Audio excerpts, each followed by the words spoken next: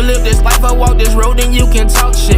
Gambling with my life, but I refuse to go for nonsense. This the life I chose, this all I know, ain't many options. Vow to tell the truth, I make the rules like I'm Fleece Johnson.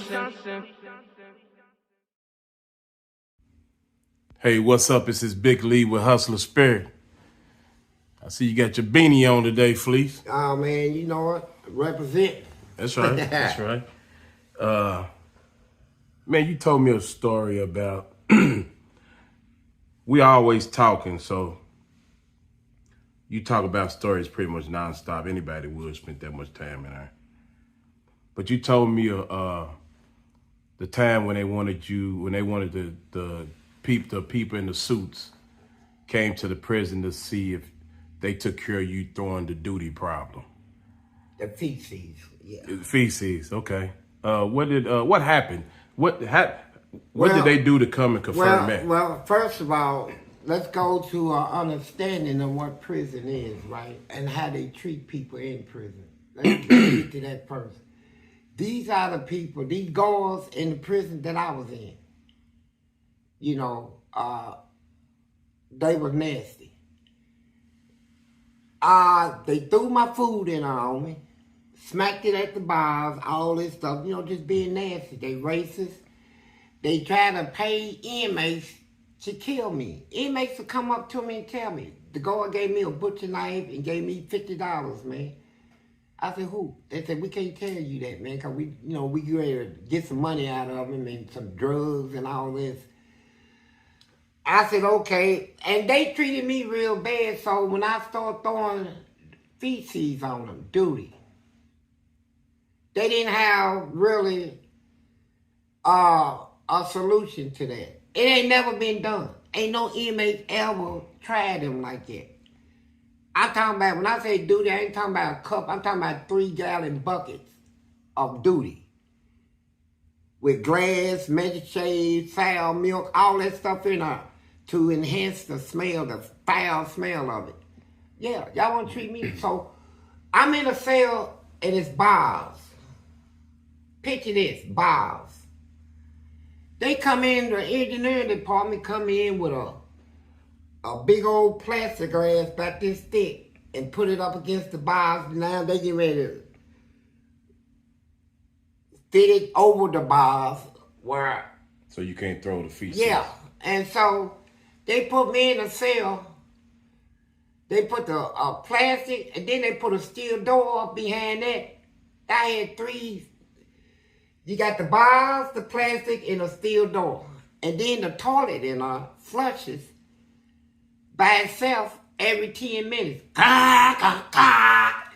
So was it doing that? Was it doing that to drive you crazy? Yeah, they were trying to drive me crazy, and my cell was stripped. I didn't have nothing in there, no mattress, no books, no toilet paper, no nothing. So they was thinking you can't even save the duty either. Yeah, they said, and they'll come in and make fun of me. They'll beat on the door. How you doing in there? You can't throw nothing down, can you, boy? I said, they think they got me. So, being that the toilet flush every 10 minutes, I said, I'm not going to use it. First of all, it'll keep flushing. When I want to use the bathroom, I stand up on my bed, bend over, and shit right on the floor. And then stand up and pee on it. And then when they bring milk or stuff, I throw all that on the floor. I ain't cleaning shit up. Smell it. You think you got me, you ain't got shit. How did you stand the smell? Your own smell don't bother you. You know. I know, but you got pee on it, you got yeah, milk. Man, it's stuff been in there for over 2.5 weeks. And every time I pee, I drink all the water I can just so I can keep peeing. And then they brought these people in from their department, the heads of their department. What did they say about the smell? Well, you had inmates. Now, first of all, we got inmates all through the cell house. We got about 500 inmates in that unit. Man, you can hear the bars shake. So that worked to my favor because I said, they think they got me. I'm going to set all these inmates off. They ain't gonna say shit to me. But they gonna get on these people. And when they say child time, bring the, everybody say, man, how you gonna feed child? And we can't even eat. This place smell like shit. God damn it, it's like I'm eating shit. I ain't say nothing. So, they brought these lawmakers and they head of their departments in these big old suits with these ties and briefcases. Brought some ladies with them too. And they want them to see the little monkey in the cage, me. You know. And they were looking through the window, where is he at? They said, ooh, ooh. Hey, Fleece, talk to us. I said, yeah. And they smiling out there, how you doing? Why smelling that? Yeah, how does it feel to be behind her and not being able to throw no duty no more? Why don't you just clean? I said, I ain't clean nothing up. I said, here's what y'all don't understand. I got somebody else to throw it on you. They say, who? I say, flies. I said, you see all these flies in her? I said, it's about 1,000 flies in my cell. I said, now what they do, these flies, they land on this duty, they attracted to smell. Stinky smell. The more stinky, the flies will go to it. I said, what these flies gonna do? I said, you see that pee, all that PIP? I said, what they gonna do is they gonna nibble all this stuff. They gonna get a belly full of this. Then they gonna land on you. And you gonna feel a wet spot on you. As they taking the duty and piss and put it in your skin, bro. So that lady hollered, you been watching too many sci-fi movies, Mr. Johnson. I said, I'll have her. I said, get him. I started doing my hands like that. Making the flies, move and shit, right? The flies, they was twirling in the earth. They said, what is he doing? I said, get him. Get him. And they went through them cracks in the doors. Man, lady said, oh, shit. They said, everywhere. They was turn their shirts and stuff off. They threw their tablets down. They said he got fucking attack flies. They said he got flies that transport duty, his duty to our bodies. What can we?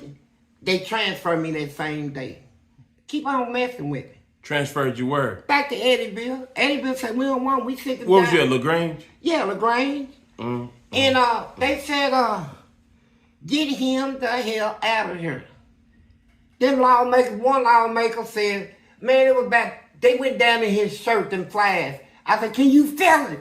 Can you feel the wet spot? They got. That's what I did to him. And then another time, when, see, I had the perfect weapon. So you hear of inmates going to these prisons, getting brutalized. Going, taking these big old sticks and beating them, killing them. Inmates killing, all that stuff, right? I had one solution, duty. Step to me, you're going to get splattered with it. Now ask yourself this question. How many people want to walk around with their whole body covered with duty that somebody threw on? A lot of people say they'd rather be stabbed or take a bullet. So I had that fear in them, and they knew they couldn't stop me. I had a weapon. I done created a weapon in the prison system. At the time I created it, it wasn't no law against us. You could throw duty, all they could do is write it up. Make a report. Couldn't do nothing else. So I had them like I had them. Then the lawmakers, after 6 years of doing this, the lawmakers come out with a law saying it's a felony. That's when I stopped. But you know what? I went to something else. But look, check this out. Duty. I'll never forget the time when they brought some more people in from Frankfurt, they department. I was on the walk at that day, and they were standing up at the front door. They said, is that Fleece? I heard them. They said, somebody want to talk to you. I said, here come some of these bureaucrats, these government people. They standing up there with a suit on. They always bring a lady with them because, you know, them guys always compete for ladies. And she standing there like this. I said, what do you want? He said, you remember me? He said, I used to be the warden here at one time. Now I'm in Frankfurt. I said, what do you want? He said, I was just telling him how when I was the warden, you laid down. I said, no, I didn't. He said, yes, you did. I said, no, I didn't, man. So he kept talking. So I just put my hands in the back of me like that. And while I was talking, I was pushing some duty out. In your hands? Yeah, I'm going to put it in. I ain't got nothing to put it in, so I'm going to show him what I think about Frankfurt. Department of Correction. I got a big handful of duty. It was a real slammy can, too. So I say, hey, I like to tell you, I said, he's right, though. I said, come here. Told the lady that. He said, she can't come up to you. I said, I just want to tell her the truth about something you did. That was the best thing you ever did as a warden. He did like it. She came up to the door. I put that big duty down her face like that. She threw up. They ring left her there, covered with duty. I heard she quit her job after she couldn't even come back to work. See, what I had was powerful. So, I mean, you can look at me and say, man, you nasty, man, forget you. I'd have threw it on you. You gonna call me nasty? What about the people, they throw my food on the floor? You don't call that nasty? They chain me down to a bed, butt naked, and I wake up with 500 flies eating out my ass, right? You don't call that nasty? Shameful? It's a whole lot of nasty stuff they did to me, spitting my food, all that stuff. And man, you can easily see the spit in the food. Hell, they didn't have it, they spit in it.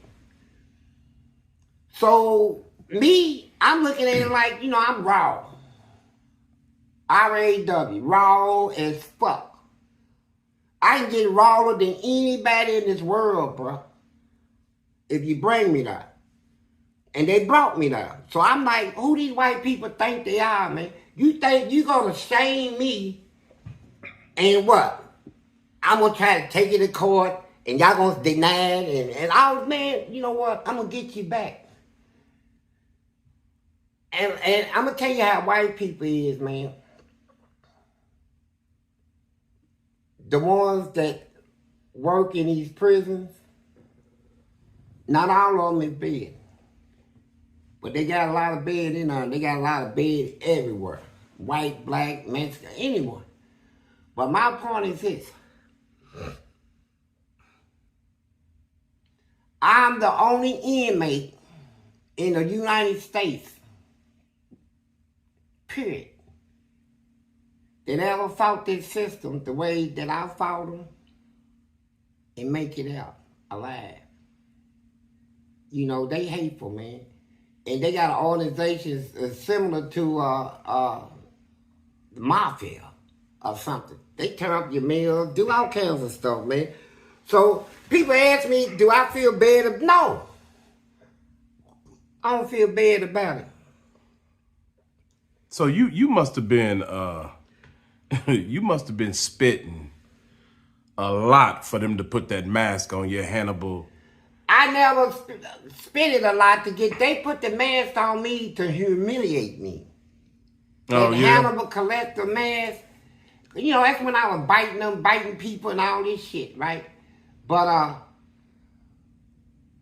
didn't your family come to see you and you had man, my family came one time because they kept calling my family talking about do something with it. They came up, right? You know how they brought me out on a visit? With a big old mask over my head, tied on here with a lock. And then they had me handcuffed behind the back, leg shackled with a waist change. I'm the only one on the visit looking like, when I go on the visit, all them families, they go, oh my God, what is that? Who is that? What they got on his head? All that shit. I'm sitting out there with a mask on my head. My sister couldn't even look at me. She said, oh my God. It wasn't nothing to me. They showing off, but when you take me off my visit, I'm gonna make you pay for this. Bringing me out here in front of my family like that. What did you do after they brought you back? Man, I went off, tore that whole area up, tore the cell up, tore the door off, tore the bed off, tore the sink out the floor, tore the toilet out of the floor, bust out all the lights, knocked holes in the wall. I fucked the cell up so bad that they couldn't put nobody in it. I said, y'all got a whole year of this coming. Any cell you put me in, I'm going to tear it up just like that, and you ain't going to be able to put nobody in it. And I was doing every cell like that. That's why they started transferring me from one prison to the next. Yeah, but them other prisons wouldn't keep you. Man, they couldn't keep me. Because soon I go down there, they don't put me on the yard, they put me straight in the hole. And they tell these people a whole bunch of scary stories. And so when I get down there, they say, take off all your clothes, take off your shoes, your socks. I say, look, man, I ain't did nothing wrong to y'all down here. My wrong is in Eddyville. Take off all your clothes, boy, now. I said, all right, y'all want to start something? It'll be something. I'm going to fight you back. Did they tell y'all that? And when I got done with them, they said, get him. You know, they didn't have a solution for me. And they still don't have. I get the sense, even when they put me on the streets, they rigged my birthday up. I was born on the 27th, they had the 28th. When I go put my insurance card in there, I come from prison. They messed everything up. They wanted me to come out here in society and fail. Come out here and get lost. Come out here and get killed. Come out here and nobody won't speak to me. Oh, he's a booty man. He takes booty. All this stuff. I turned all that around. And thanks to my agent I got sitting here, I was able to clear my name, you know, and tell the truth about what went on. And that's what I'm doing. Fleece, I always take I look at some comments or emails, and you know you got a wide variety of people that listen to your interviews. This person I don't know if they wanted to know for themselves or if somebody in their family or what it is, but they was like, what's the mental after you did the homosexual thing for the first time? The mental part, how do you deal with that? Who do you talk to about that? Where does your mind go from there? Well, first of all, most people like me that come out of the hood, man, we come out of the hood, man, raw. We come out where we violate laws, rules. Hell, we didn't even listen to our parents. So when we end up in prison, we still have this rebellion toward authority, toward doing the right thing, still in them. So we get in prison and then we get involved into some gay relationships. I'm going to call it what it is. I ain't going to use the word homosexual. I'm going to use gay to cover the whole spectrum of it. I did it. So people ask me now, how do you feel? What is your belief on that? Well, my belief right now is that God created Adam and Eve, not Adam and Steve. It wasn't meant. You know, you can go through the Bible and God said, it's not good that a man should be alone. For that reason, I'm going to make a woman to help him. And that's what a woman was created for. The scripture said, man was not created for the woman, but woman for the man. That's in the New Testament, the gospel of Jesus.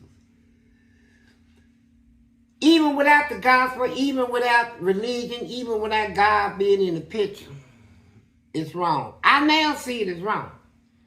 At the time, you didn't. At the time, I didn't and didn't care. I just wanted to get my nuts out, you know, and do whatever sexual that turns people on.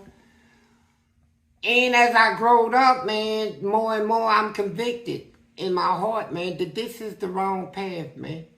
A man shouldn't be with a man. I mean, period.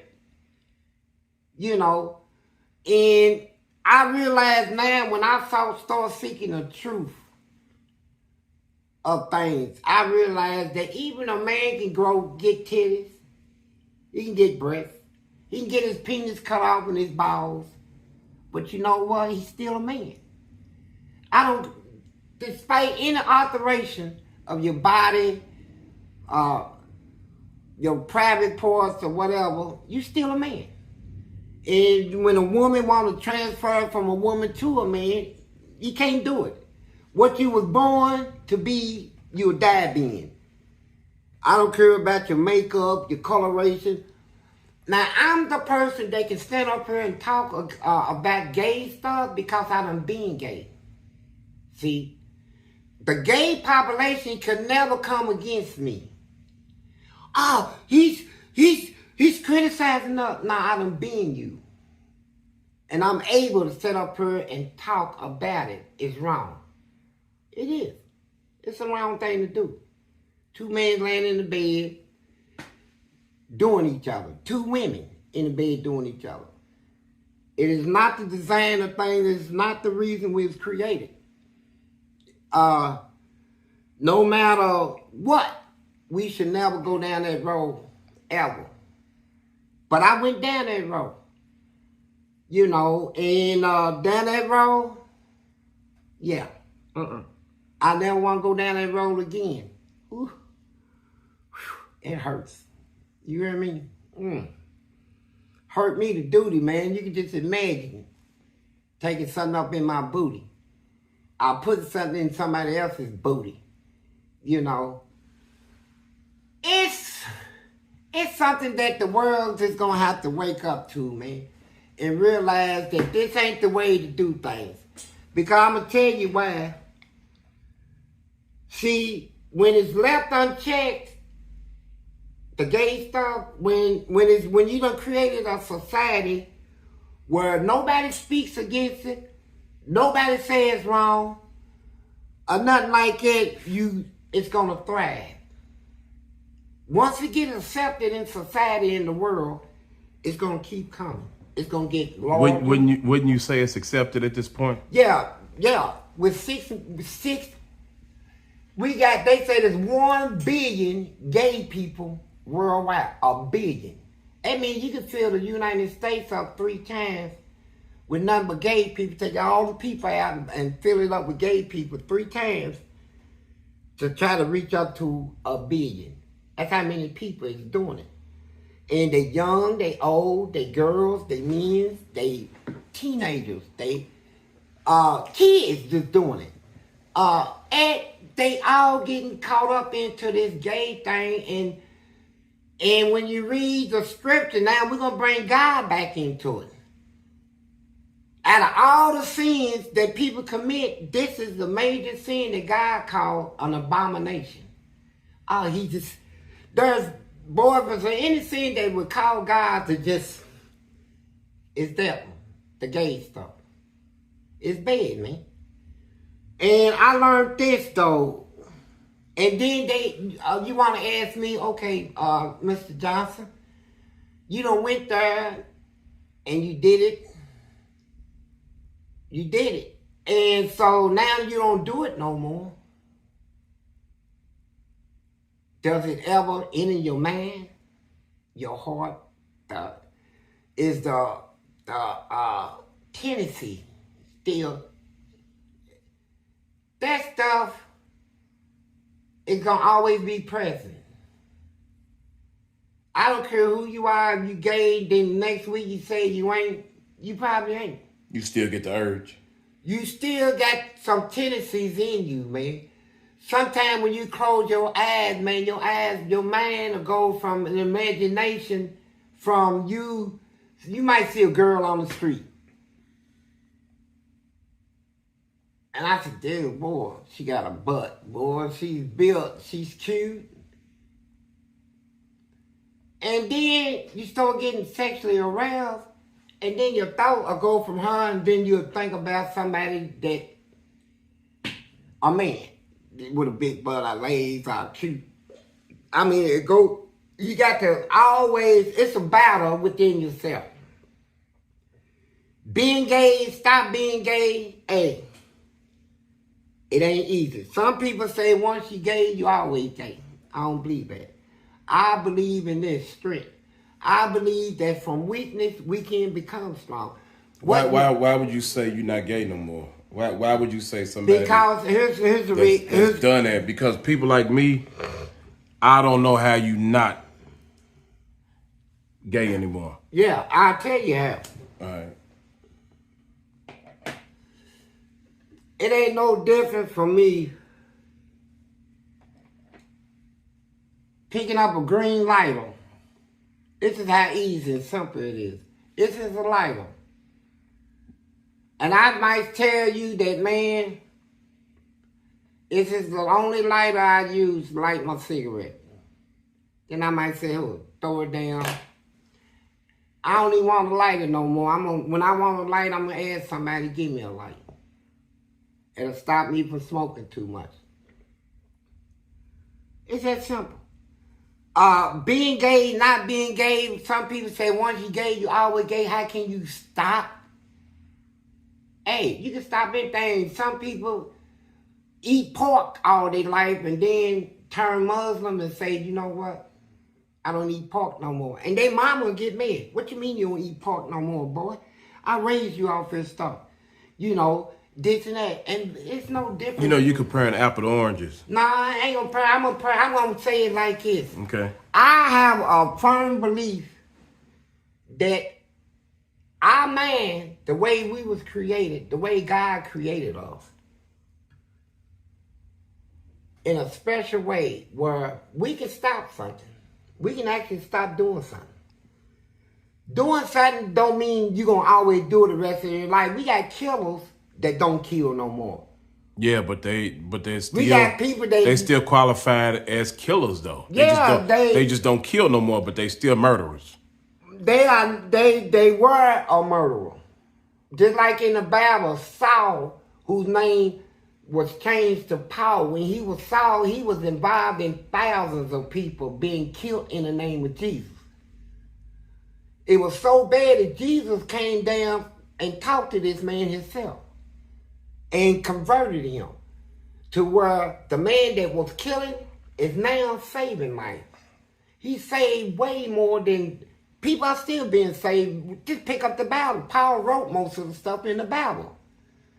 So that's why I couldn't understand when I get out of prison, and no matter what I done did in prison, I'm out of here and stuff, I go to church, people fail to realize it. That when you go to church, them verses you be reading in the New Testament, a murderer, an ex-murderer wrote that. An ex-murderer that was converted to Christianity wrote most of the New Testament. A man that was considered a murderer of hundreds and thousands.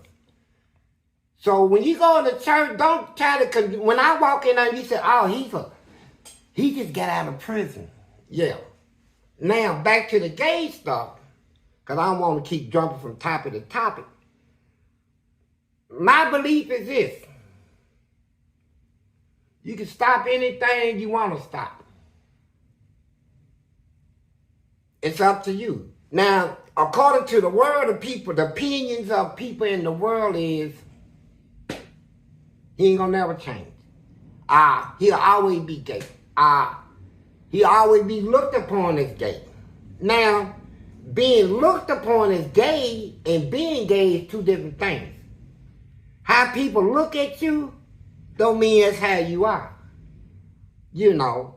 And then it don't really bother me because my mind is so advanced into seeing. I done seen a lot in this world. Did a lot of evils in this world. A lot of crimes, a lot of iniquities, whatever you want to call it. So I'm an expert on it. And I know. Stop doing something is no different from stop doing something. You got people saying, I ain't gonna never steal no more, and don't. So does that mean they're no longer a thief? But no, because I done seen plenty of times, I done walked in the store, and that herb. And I had the money in my pocket. Had the money in my pocket. You still a thief. No, I didn't steal it, but I wanted to. No, you don't steal anymore, but you still a thief. No, I'm not. You stole before, right? Right. Okay, you a thief, but you're not stealing. No, I disagree. Just like when it comes to the Jews. What is a Jew? A Jew's not a color, right? Mm-hmm. A Jew is not a color. The word Jew was referred to in the Bible like you refer to Christianity or being a Muslim. It's a system of belief, you know, and you abide by them beliefs, it makes you who you a Jew. If you abide by the Jewish belief, you a Jew. You can be black, white, Mexican, anything. Just like anybody can be a Muslim. White, black man, anybody can be a Christian. If you confirm your belief to their beliefs. So my belief is this. It's not conformed to the world. The world believes, the way the world believes, once you do something gay or once you commit a crime, you always a criminal. You always gay. You always a murderer. We got people that has proven and is documented otherwise. We got people that committed all kinds of crimes that don't know more. We got people that done did things bad, but now don't do nothing but good in their life. But we got people, here's what's messing up society. It's a society of people that was like that society back there when they was saying crucify Jesus. I'm talking about a whole society. They didn't care if he was guilty or something or not. Crucify him, kill him. They wanted blood. Now, them people in that society had kids. Their kids had kids. Generations. Now the generation of these witch hunters that thirst for blood, thirst to see somebody go to jail, go to prison, or get killed. When people try to change, they step in and say, you can't change. You can't change, man. You know what you did, you'll always be that. So you look from you look at it from a, because my man is above there. You look at it from a religious standpoint. No, I look at it from a true standpoint, not religious. The truth is, I can stop whatever I want to stop. But that don't mean you not what you was. No, yes it does. You only became, look, I can never be a murderer until I go out and start killing. Unless you killed in the past. No. Once you stop, I mean, if that's the case, the way you saying it, hell, what we need Jesus for, what we need a Bible, what we need anybody. That doesn't mean you not repent or you asking for forgiveness. I'm saying as far as society is concerned, you still be labeled that. Yeah, now you putting it right, society. So, a society of false opinions, of bad beliefs, a society, they look at your society. If I was God right now and could speak for God, I would tell this whole world. Everybody in this world, look at yourself. Your past, look at what you did. You probably ain't did what I did, but what have you done? And whatever you done only constitute one thing, sin. You did wrong. I did wrong. All have fallen short of the grace. And all that's fallen short. You know, we all done sinned. But here's the thing. You can cheat on your woman. And you know what the world belief is? Once you do it, you can always do it. Right. You can come back to her with sincereness in you. Look, baby, I know I did wrong. I tried to hide it, cover it up. You found out about it. It was wrong. I thought I was slick. You still able to cheat her? Able and doing it is two different things, man. We ain't on the able to do. I'm able to do anything. But you're still labeled a cheater. But I chose, no. Label is something that the world gives you, but I'm talking about in the true contents. Hey, what is born again? See, that's what I mean. You look at it from a religious standpoint. I look at That's it. the point I was. No. What you just say? You said born again, right? Right. Now, what does that mean? Born again, new person. By who? Because of what? Okay. No, just answer the question. Okay, Jesus and all this. That's right. That's right. Take That's it out. I love Jesus. Now, He never leaves my life. But I understand the explanation. Let me push him to the side. Push Jesus to the side. Push them all to the side. God, Jesus, the Bible, the Quran, Christianity, all that.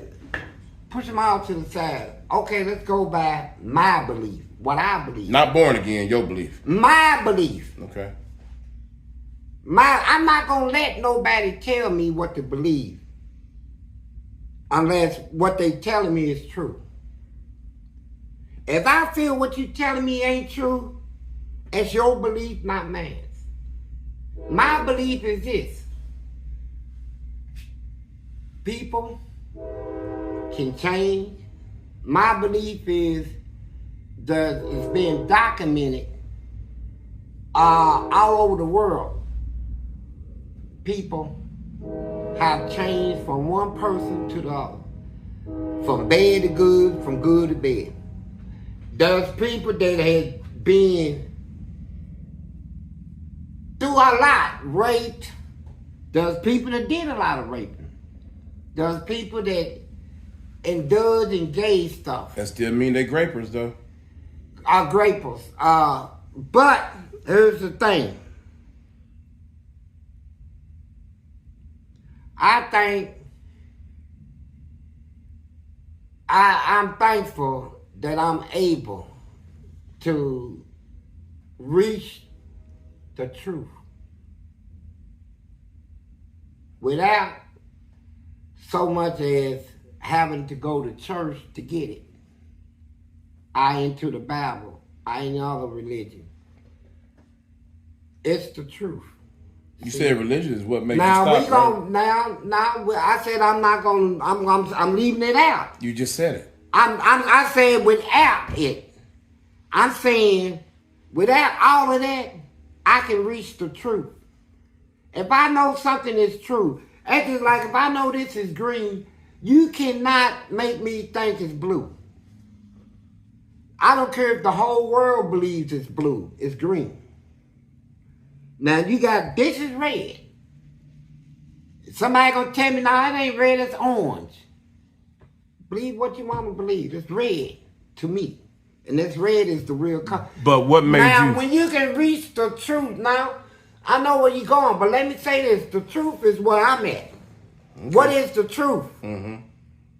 That's why I go by not opinions, not all of that,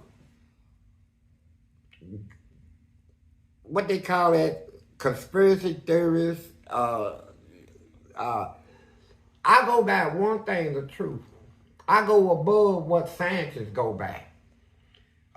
Scientists, when they do something, they speak on something, they gotta speak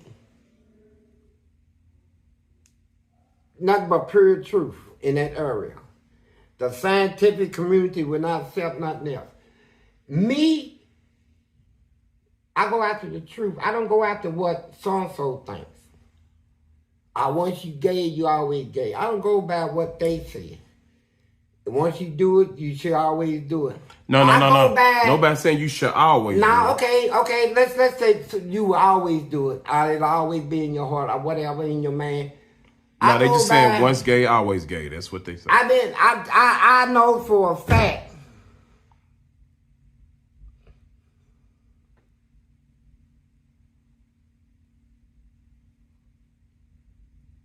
Yeah, think about it. Because I know what you was going to say. I know for a fact that what I want to stop doing, me, I can. Mm-hmm. Man, you can lace me with whatever. You can tell me once you smoke crack, you always a crackhead. Once you do heroin, you always, no. Well, you always an addict. Man, I don't believe in that. That's your belief. My belief is when you stop something, you stop it.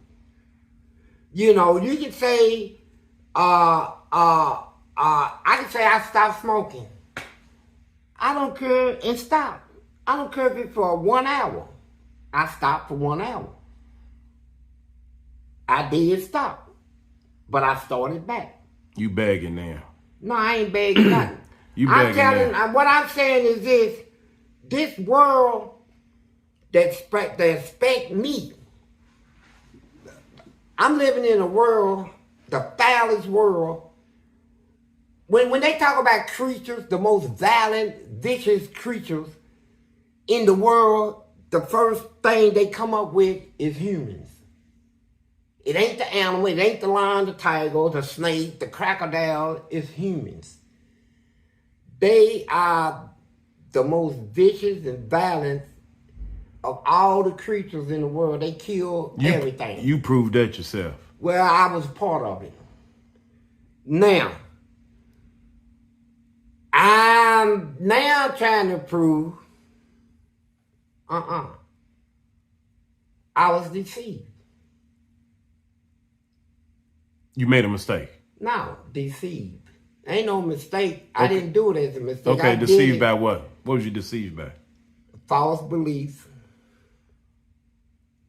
false perceptions, and I was misguided. I get that.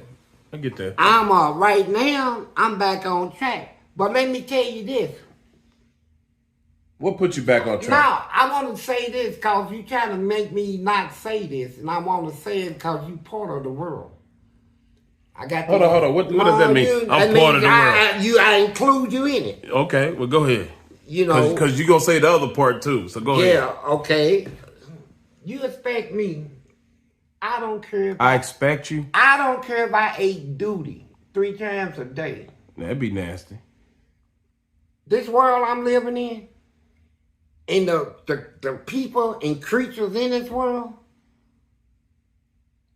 I'm fouler than that. I'm living in a world where people is, man, the most corrupt stuff you ever heard of. We done seen it on TV. It comes from the CIA to the White House all the way down to the jails and prisons, to the judges, senators, mayors. We got them in churches now. We done seen this corruption, man. This world cannot say nothing to me. I don't care how bad I was or how bad I still am. You only condemn yourself trying to step to me because you worse than me. I done worse. Are you doing something worse? Well, at the time, I'm not. You know. And so we look at everything going on in this world. You're taking this kind of personal. Yeah, it is personal. Because I'm sick of this nasty world trying to get up on TV and in the news media. People like, I'm going to call some of them out. I seen one of them on TV today.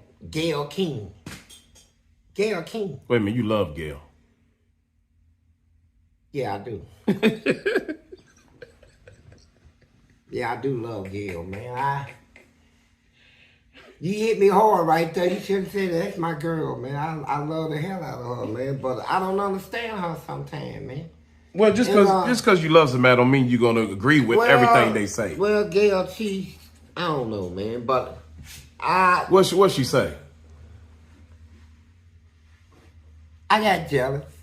You got jealous? Yeah, she was, you know that guy I was telling you about that did, you know, I only did 40 years in prison. That guy did 68 years. You jealous of that? No, she did an interview with him. She said, I said, man, that should be me talking to her, man. I got made for He real. probably didn't do all the stuff you did in prison. No, he didn't do nothing. I was looking at his, I was looking at him closely, trying to read what type of inmate I thought he could have been to be able to survive. But he was not nowhere near, you know, his type. I would have to talk to inmates in there to get their opinion about him. I couldn't formulate one because a lot of people get out You don't know they were working with the girls. They was the main, they was rats. You know, they was the ones that was caused a lot of trouble and sneaked out of it. So you was jealous. You was jealous. Gayle King interviewed him and not you. Yeah, I love Gayle, man. You know that. But I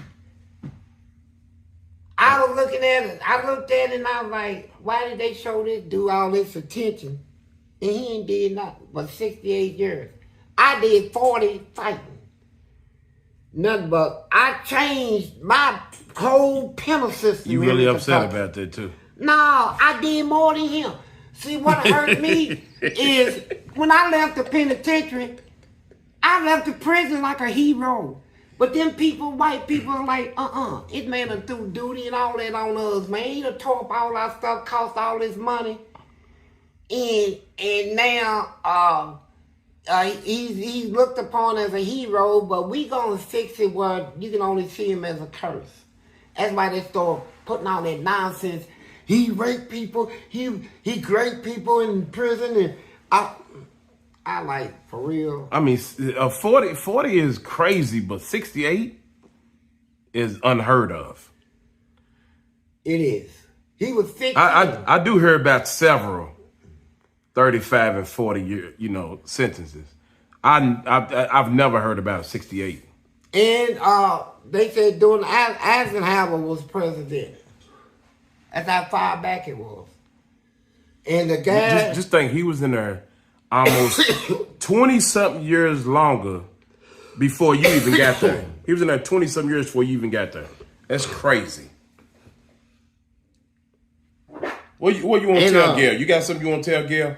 Who, Gayle King? Yeah, maybe she'll see it and invite you on there. What? Nah, I won't come to Gayle like that because I understand her job and her reputation and what is required of her at that studio.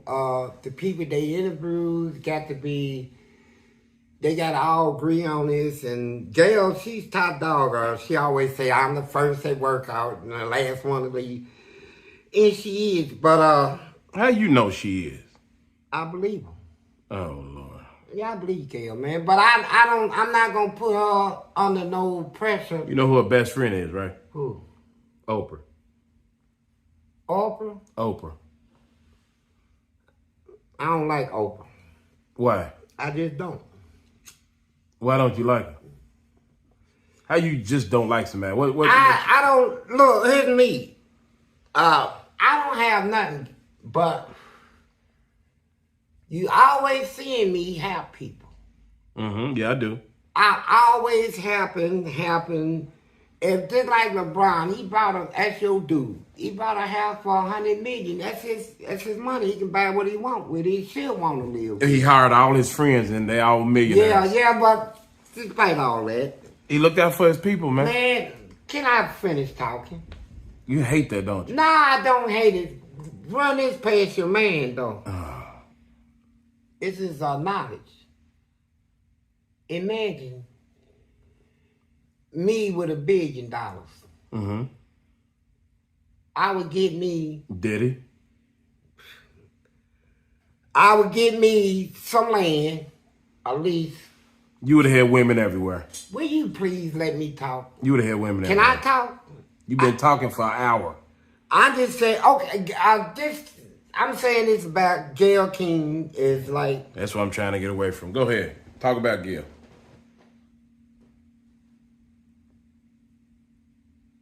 Ain't nothing I can say about it. See? I just don't like Oprah. And the reason I don't like Oprah is because she can do more than she's doing. And a lot of times she only helps when she can get something out of it. I think we all can do more than we do. I have other opinions of people. I don't hate them, but I just don't. I like Gayle King, that's it. And I don't, Gayle and that other girl, one of my favorite is, she's on Channel 3. She's the weather lady. And, I don't know who you talking about. Yeah, man, my man almost took me. Tawana Andrews. Tawana, well, I felt sorry for Tawana, man, because they had on, every time she do the weather, they had her dressing up like, and all these outfits that was this, black girls don't dress like that. It was just, I said, man, look at her, they got her looking like a clown. And then, next thing I know, she started putting in braids, a lipstick and makeup on. Uh-oh. And no, I don't look at it. She's too young for me. It was her character on TV that I can see. It's just like when I want to see racism and turn the TV on. You know what I look for? You know how I'm able to notice it? What's that? Okay. I see movies where ain't nothing in the movie but white people. No blacks. Nowhere in the movie. I see commercials that I know you could have put somebody black in her, and it would have been better to have put black, little Mexican, Latino, whatever, mixed it all together. They do it most of the time now. No, they don't. I can tell by the way movies is produced and the lack of certain ethnic groups not in the movies that should have been in the movie. Yeah, racism. You can spot it. You can spot it everywhere. But I made a mistake one day. I said, it was a movie I was watching, and they didn't have no blacks in the movie. I said, man, where the blacks at? And then it dawned on me that where this movie was being filmed and the money that it would cost to get to that island and to pay the cost of them hotels and all that other stuff that all these white people had, I said, I don't see black because they can't afford to go over. They can't afford it. And, you know, blacks got money now, but not like that. You know, they could have got them over if they wanted them in the movie. Nah, you misunderstanding. In the movie. Yeah. Like, I'm not talking about, like, let's say if you did, forget all that. Anyway, back to Gail King, man. You making me jump from subjects. No, you jumping from subject. Hi, Gail. That's about it. I don't. You did all that to say hi, Gail. Just hi, Gail. I don't need nothing else. So what made you stop being gay? That's what I wanted to ask you. Because I came to the truth. It's not good to do. Where did you get it from? My own understanding. No, that's not where you already done told everybody why you changed. But because I said it, and now you don't want to say it. See, you still rebellious and stubborn. You still like that. Look. Say, what made you stop?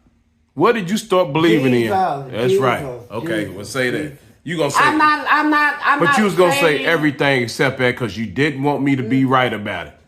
I'm not ashamed. I'm not gonna say it. I'm not gonna say it. No. Because I thought it was wrong. No, you told everybody why. I know it's wrong.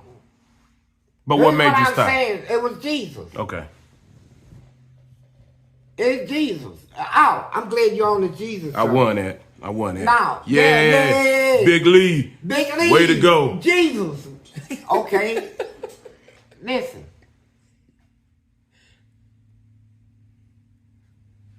I want everybody who's looking at this video. Now, I wish you could do another video. Let me start a new one fresh right here. Because I don't want them to have to go through the whole video just to get to this last part. This is something I want to say. Say cut. Cut. What you got on your mind? I want everybody in this world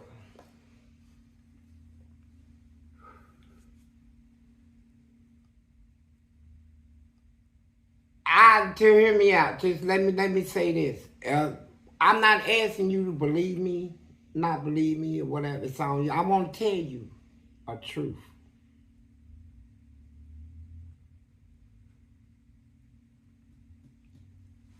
I had a lot of dreams. I had a lot of visions, which caused me, when I was locked up, to do my research. I wanted to understand why these things is being shown me. All this religious stuff. So I went through all religion. Got pretty good understanding now. The last vision before I got out of prison. The last vision that I had. Let me tell you something.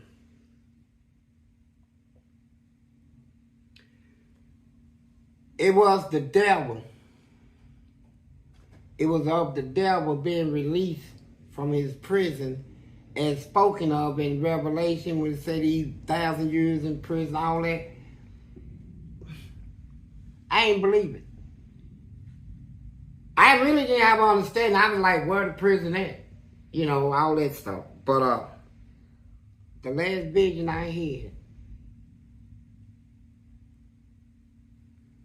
I was on a bridge. I'm in a car with somebody, and we're going across the bridge.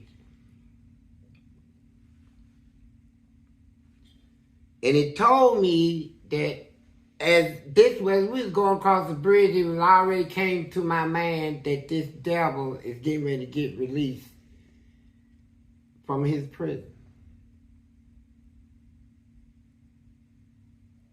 And as soon as he got released, on this bridge I'm on, all the cars, like if I'm looking this way going in this angle, every car on that bridge stopped. Right at the time when he was getting out of prison, every car stopped and they got out of their cars and everybody looked towards the east. They was looking towards the east. And then I saw a glimpse of him bringing the drama. And let me tell you something.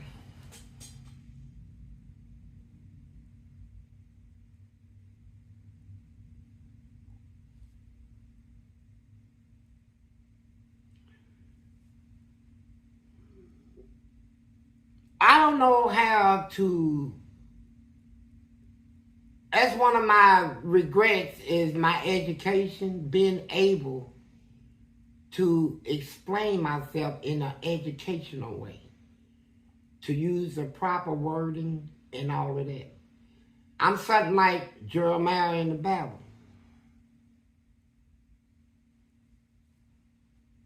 Now, he told God, when God told him to speak, he said, I can't. I'm a baby, man. I don't have the education to speak to these eloquent orators or whatever you want to call them. The God said, don't worry about all that. You speak, and what you say, I put in your heart to say what I want you to say to him. But you will speak to him. And I remember in prison, after I had learned a lot about religion, I knew why all this was coming to me. I was supposed to take everything, the knowledge was being put in me. The knowledge, the understanding, everything. But I'm fighting in here. I'm fighting these goals. Every time I try to get into my Bible, here they come. Throwing my food, doing this. So, I close my Bible up and say, you know what? Y'all want to fight? Let's fight. You said one of them tore your Bible up, didn't it? Yeah. Yeah. I done tore Bibles up myself. And when I get mad, I be like praying hard and then here they come. And then I say, you know what? I just turn out and say, y'all want to fight? Let's fight. And then I come all the way back to the Bible. But I'm going to tell y'all this, and this is truthful. I'm going to put this in my words.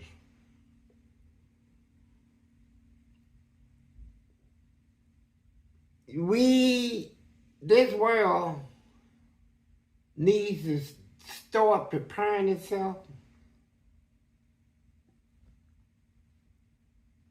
needs to start preparing itself. For what? What is to come? The devil being released. It's gonna happen. It explains why I seen that thing in that boy. It explains the devils I seen in other people, how they get inside of them, and why are they inside of them? What are they waiting on? And how come the person they inside of them don't even realize what's inside of them? It can take control of that person at will at any time. Use them for a vessel. Yeah, they take that vessel over. They can cause you to do whatever. You walk in the kitchen, kill your mother, your daddy, your whole family, all this stuff, and then they leave you. And you sitting there like, oh God, did I do? No. Yeah, you did it. But what caused you to do it was this. And but I'm gonna tell people this, man, because it's almost like a sci-fi movie. I ain't expecting nobody to believe it. A lot of people walking around now too intoxicated, too drugged up to even give a hoot about what's getting ready. But you will care. I'm gonna tell you. Prepare yourself. These churches out here that is taking these read Jeremiah. If y'all want to know what's going on, read Jeremiah chapter 2, that whole chapter. It got them all in there. It got the bad preachers. It got all of them in there. It got what is to come and all this. Read chapter 2 of Jeremiah in the Old Testament for understanding of what's going on. You'll see all that right now. The false prophets, the bad preachers, the corruption in the churches, the government corruption, the corruption in the CIA, corruption in the FBI, corruption in the police department, corruption in the families, in their own household, corruption, mayors, governors, judges. It's the corruption. And it's documented. So it ain't nothing I think they got corrupt. No, it's already been documented. Man already been found guilty of 34 felonies. That's corruption. There's a whole lot of stuff they do, man. They get away with what they want to get away with. And they tell people like us, because we got the power, we got an army, a navy, air force, and the Marines, and police departments all over the country, we can enforce whatever we want to. And y'all ain't got no choice but to go along with it. No, we do have a choice. I proved that in prison. But I ain't going through all that out here. Because I'm going to do it the way that Jesus said do it. Follow him.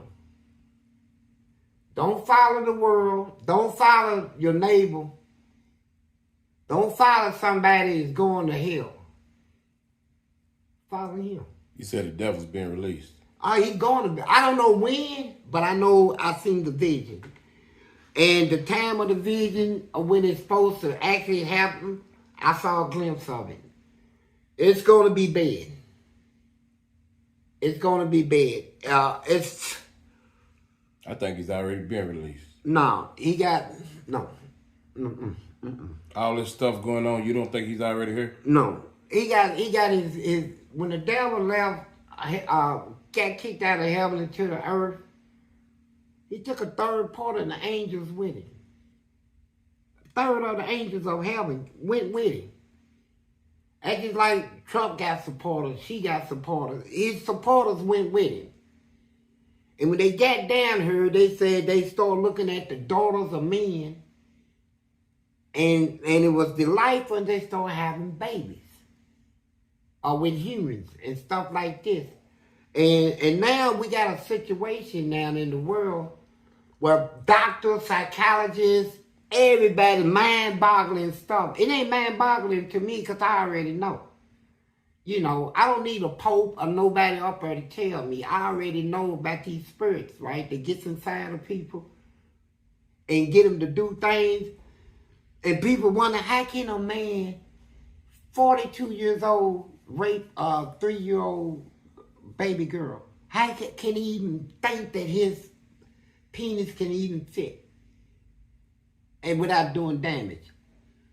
It's the devil. The devil got followers. He got soldiers down here. I met one of them high-ranking soldiers inside of somebody. And so, but when he comes, all the spirits that is walking inside of people now, your neighbors, your friends, you don't even know it's inside of them. When he is free, they gonna obey his command. You're gonna see a flip personality right there. The same person you sitting down drink, come on, Bob, come on over and drink a beer. Probably pull a gun out and shoot you 3 times. But I'm saying this. It's a lot going on that they say, and you can take it true. They don't want the public to panic. It's people in these religious circles know what's going on, what is already here, what is already inside of people. You got watchers down here that is watching, but they can't tell the public. The public, what is the public doing? They go out dancing, clubbing, drinking, getting high, having sex, partying. You got watchers that don't do none of that. They watch things. They the watchers. But they can't tell the public. Because if you tell the public and convince the public, it's gonna make matters even worse. Because we got a world filled with people that don't know how to deal positive with this type of stuff. Even me. When I first seen it, I peed on myself. Somebody that done had guns put to his head, knives at his throat, never show no fear, can look somebody in the eye and see a demon and make me pee. And use the bathroom on myself. Duty. Made every bone in my body shake. Made all the nerves in my body go haywire. Just the sight of it. When we locked eyes, and the person I seen him in, we was cool. We ain't have no beef or nothing. But that thing that was in him, yeah. So I wonder, this is just one of the high-ranked soldiers of the devil. I said, but I went back. Cause I want, now I'm not, it caught me off guard. But here's the thing, when this stuff happens, be no warning. You talking about a world full of unimaginable chaos, lawless,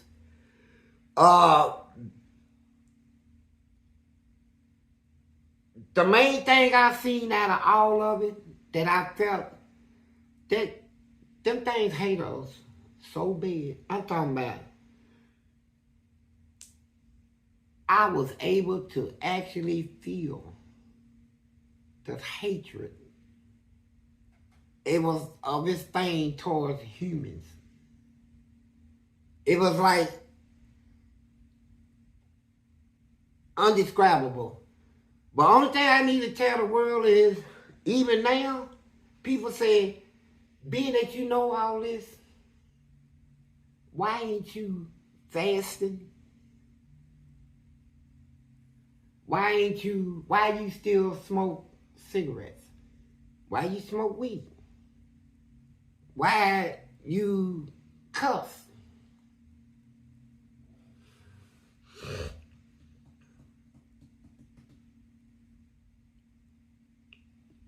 I told you my name is Fleece.